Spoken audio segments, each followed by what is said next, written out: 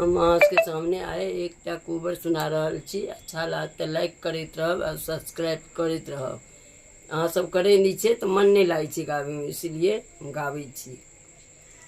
घर पछुअर बामे नभिए करी ओई पोके रहुआ बुआरी।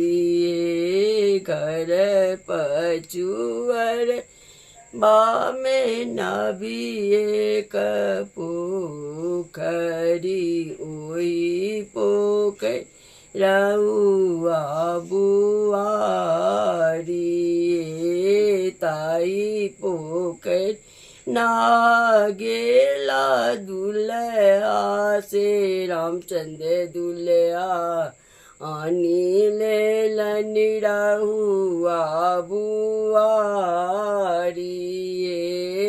ताई पोखरी ना गेला दुल्हा से रामचंद्र दुल्हा मारी ले रहुआ बुआरी।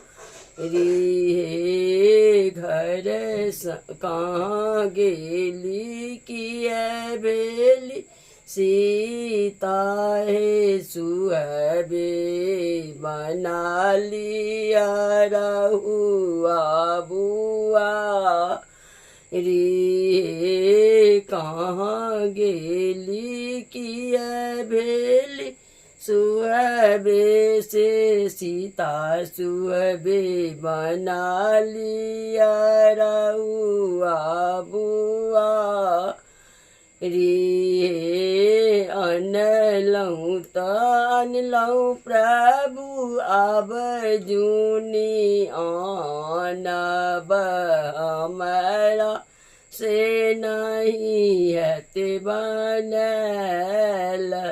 हे एत बाबचन जब सुनलानी रामचंद्र दुल्हा धैल घोड़ा पीठ सबा रहे अपने तजी प्रभु देश रे विदेश बा हमरा के कहाँ छोड़ने जाई।